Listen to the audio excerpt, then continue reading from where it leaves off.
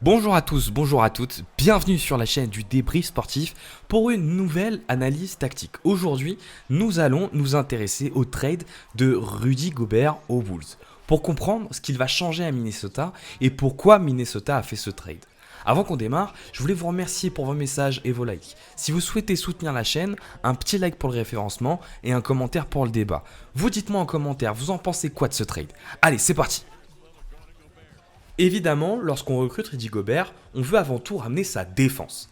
Certes, les Wolves étaient la troisième équipe qui mettait le plus de contre en NBA, mais il leur manquait clairement de la dissuasion inside.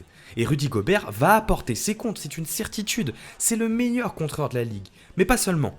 Gobert est tellement respecté pour sa protection de cercle qu'il va apporter exactement ce que Kat est incapable d'apporter, de la dissuasion.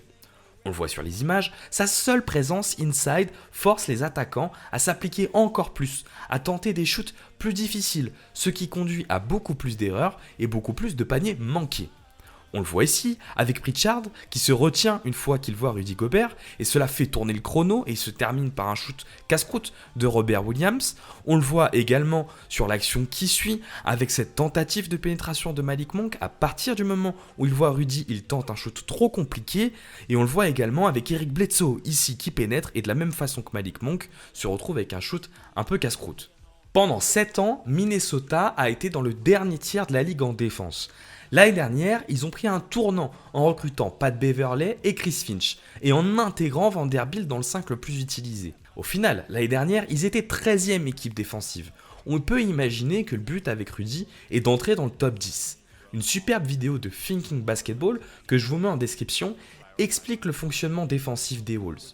Deux choses à retenir. D'abord, la surutilisation de la zone dans laquelle Rudy pourrait briller et l'importance de D'Angelo Russell. Pas forcément le plus percutant en un contre un, D'Angelo Russell a un rôle essentiel sur les consignes défensives et sur la couverture de zone grâce à ses grands bras. Et cela se confirme en stats. Russell est le joueur du 5 qui a le meilleur rating défensif. Pour compenser le départ de Pat Beverley, le front office fait venir Kyle Anderson, plus connu pour sa capacité à défendre sur les ailiers et les arrières que pour son adresse extérieure. Enfin, Minnesota était encore light au rebond, seulement 16e de la ligue dans ce registre, élément essentiel pour valider un effort défensif. Ils ont tout simplement récupéré le meilleur joueur de la ligue dans ce registre. L'une des interrogations de ce trade, c'est évidemment l'association de deux purs intérieurs, plus rare aujourd'hui qu'il y a 20 ans. Néanmoins, on a voulu regarder les résultats de 3 associations de ce type pour se projeter sur leur impact. Anthony Davis et DeMarcus Cousins aux Pelicans, Anthony Davis et Javal McGee aux Lakers, et plus récemment, Al Horford et Robert Williams à Boston. Pour le premier duo, qui est le dernier composé de 2 All-Stars, première spécificité, il n'était jamais 2 à l'intérieur, à tour de rôle pour laisser exprimer leur jeu, l'un allait inside et l'autre à 3 points. Cela permettait de régler la question du spacing. Deuxième spécificité, l'incroyable IQ offensif de ces deux joueurs qui leur permettait de faire briller les autres. Quand on associe deux big men, la première chose à laquelle on pense pour les accompagner, c'est de mettre des shooters, présupposant que c'est le meilleur moyen pour les maximiser. Mais la réalité des saisons de ces 3 duos est tout autre. On se rend compte que pour les maximiser, il faut insister sur la dimension physique pour mettre en place un rouleau compresseur. Les quatuors les plus performants utilisés par ces 3 équipes n'étaient pas spécialement portés sur le 3 points, mais sur la dimension défensive. Ian Clark, en 4e homme aux Pels, ne tournait qu'à 32% à 3 points. Avery Bradley n'est pas un shooter d'élite. D'ailleurs, quand les Lakers remportent le titre, Danny Green et KCP avaient plus brillé par leur défense que leur adresse. Et le dernier exemple en date est clairement celui de Horford et Williams, une sorte de version low cost de Gobert et Towns, avec un pivot très ancré dans la raquette et un ailier fort qui peut driver ou shooter. Et leur succès passe clairement par la marque physique qu'ils laissent sur le terrain.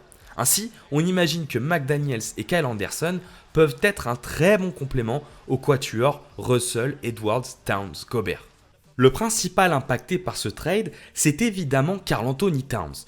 On comprend bien l'envie de le protéger des fautes en l'associant à Gobert, mais offensivement, ça va donner quoi? Premier élément à prendre en considération, Kat jouait presque comme un ailier fort l'année dernière. Le 5 le plus utilisé par les Wolves comprenait Vanderbilt qui ne shoot pas, ce qui a permis à Kat de faire briller son shoot. il est probablement aujourd'hui le meilleur big man au shoot de la NBA avec 41% à 3 points en prenant 5 par match et 39% en carrière. Mais il est aussi le 12e joueur de la NBA qui joue le plus de post-up. Et il aime le faire comme on le voit ici avec Vanderbilt qui traîne ligne de fond pour annuler les prises à deux.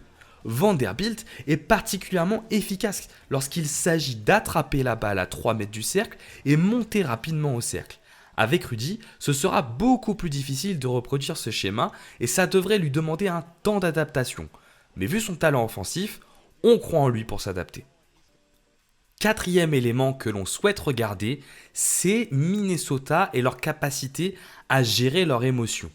Tous les champions des 25 dernières années, à l'exception peut-être des Warriors en 2015, brillent sur un élément central, la gestion des émotions.